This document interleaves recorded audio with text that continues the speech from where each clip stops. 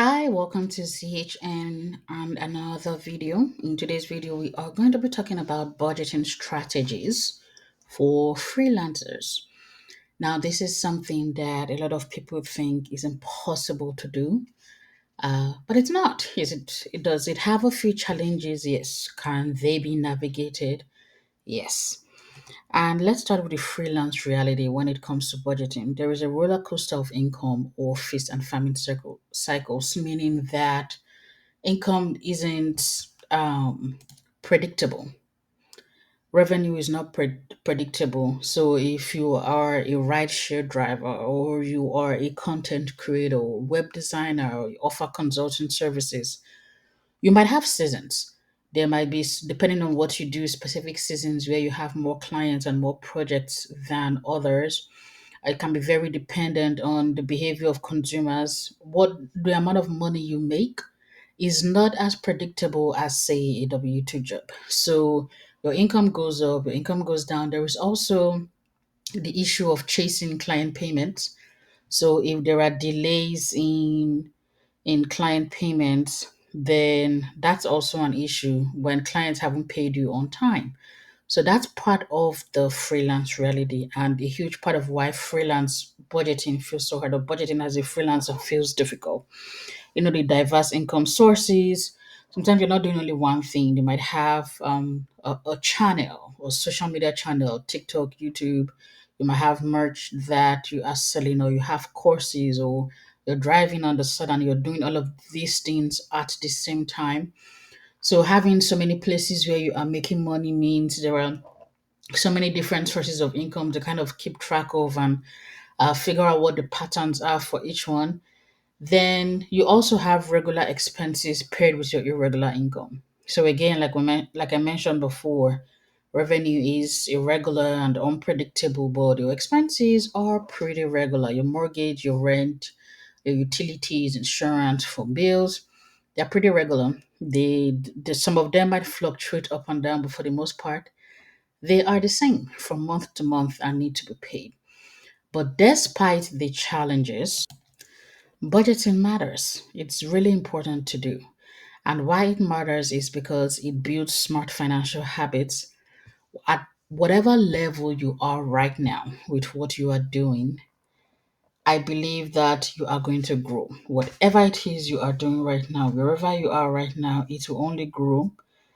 And the more money you make, the more difficult it is to develop great financial habits.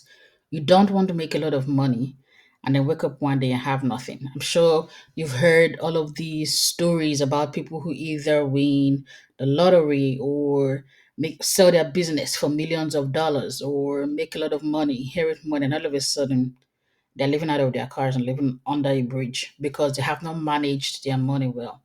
They did not have smart financial habits. So at whatever income level you are right now, if you start to budget, it helps to build um, a good financial habit so that as you make more money, as you grow, as more your revenue increases, those are already built in and you already have your systems in place and you're not starting from scratch when the money starts rolling in.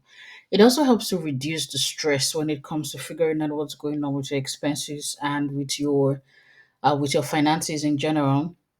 If you are just going from month to month, not knowing what is going to happen with your bills, the uncertainty of it all definitely adds mental and emotional stress. But with budgeting, regardless of how difficult things are, it gives you a clear picture of what's going on with your finances so that you can start to make plans. You can start to make informed decisions. And like I mentioned, with how cyclical and how irregular and unpredictable freelance income can be, budgeting is going to help you plan for the lean months and it's going to help you put things in place in the abundant seasons. So that is why budgeting matters.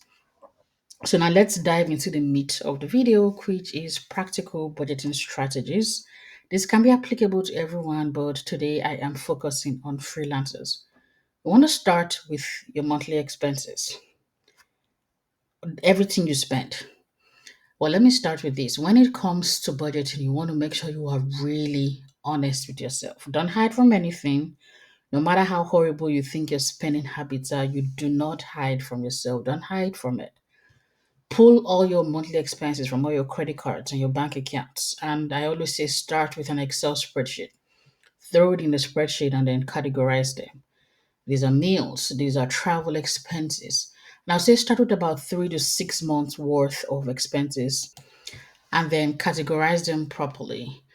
Groceries and rent and mortgage and so on is going to take you some time depending on the amount of transactions you have, but it is going to be well worth it because then you are able to group and categorize them and be able to see, okay, for the 3 to 6 month period you've looked at, this is how much you spend in meals. This is how much you spend on travel and on groceries and so on and so forth. And depending on how you've arranged it in Excel, you can actually see it from month to month for the past 3 to 6 months.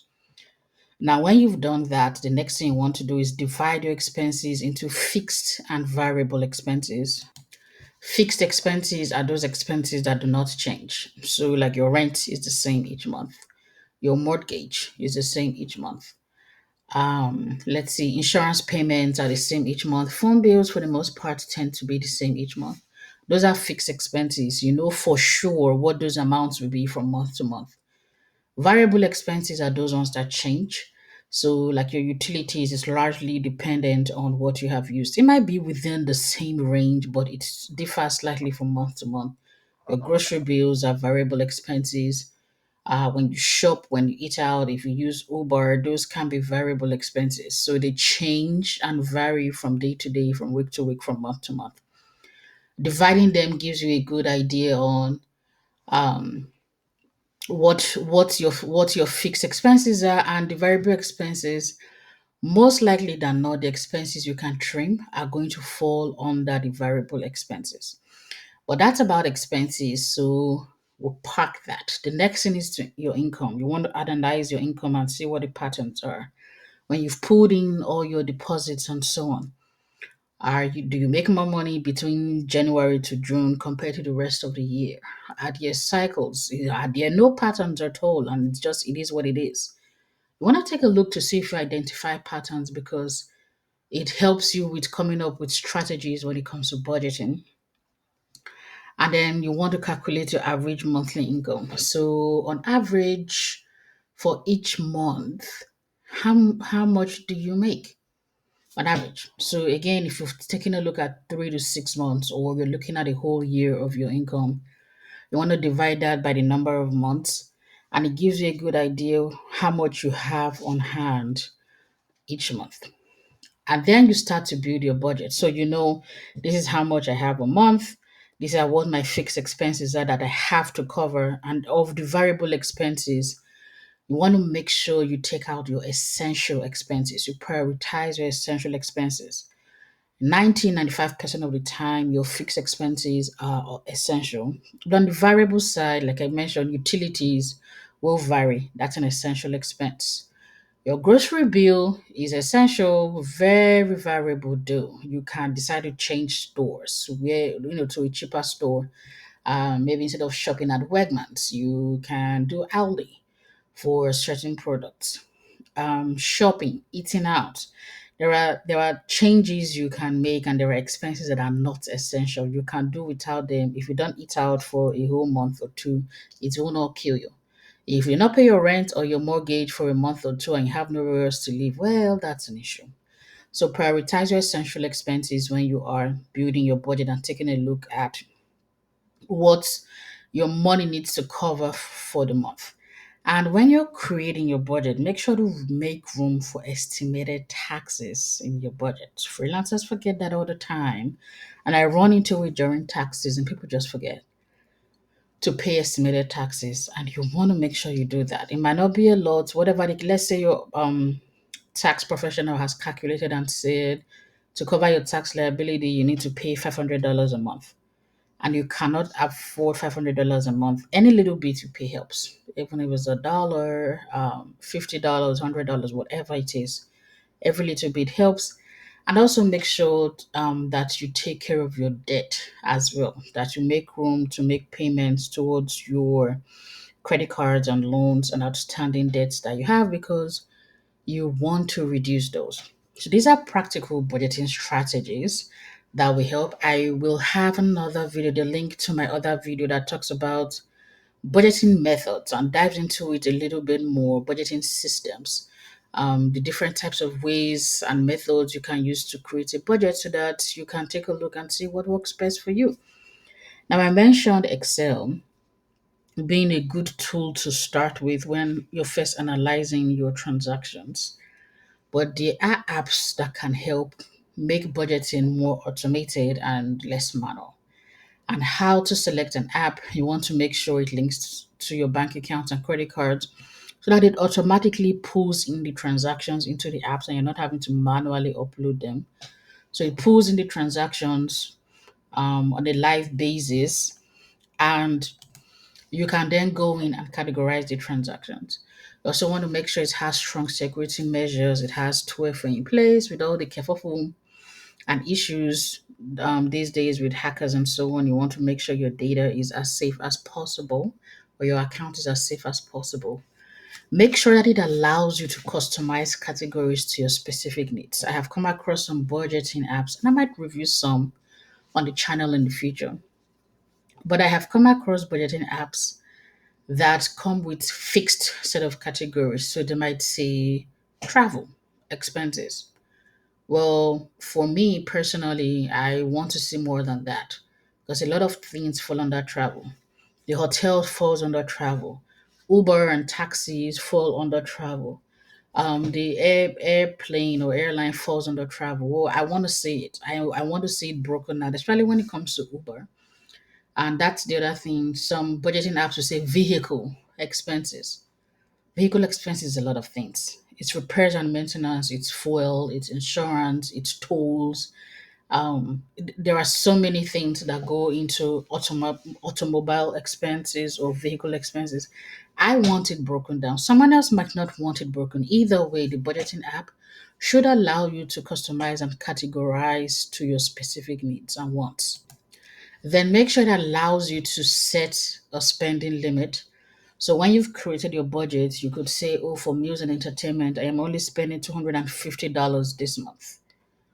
Well, you want to be able to set a spending limit so that when you're approaching um that 250 for the month, let's say you are $50 away or you have fully spent 250, it will send you a notification that lets you know, uh-oh, red flag, you've pretty much exceeded your budget within the month. It's not going to wait till the end of the month to give you that information. So that's a key feature to keep an eye out for. Then make sure it provides you reports that make sense to you and that gives you really good insights on your spending patterns and where you can save money.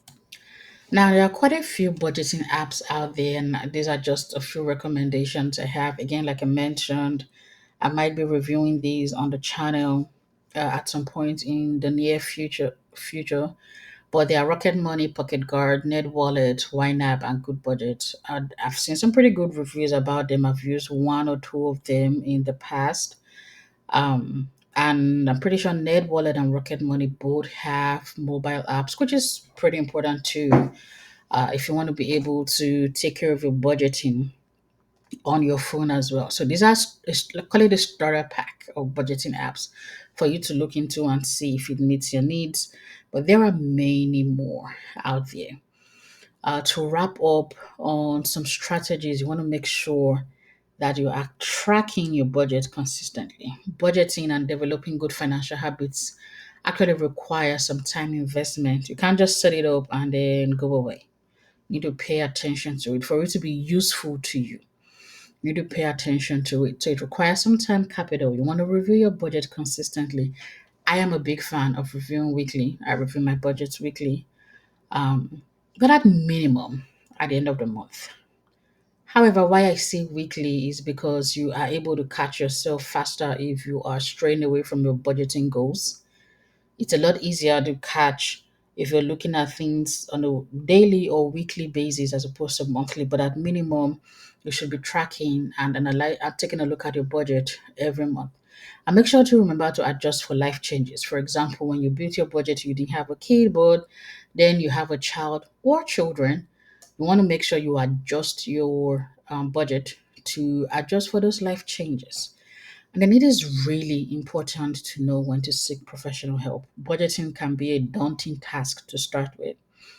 You might not have the funds to hire an accountant or a financial professional to help you full time with your budgeting needs, but you can hire somebody to help you do a consultation session to help you build a custom budget and set you up to track it on your own, and then have periods of time, either quarterly or at the end of the year or annually, where you consult with them to analyze your budget together.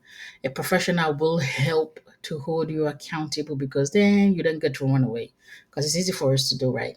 When we have our own budget, it's easy to explain, well, this is why I went over. But the professional is going to be a little bit more strict and blunt when talking to you about your budget and how you are faring. And a professional is going to help you with investments and help you take life changes into account, and just who have a wealth of knowledge that you do not have, because this is what they do.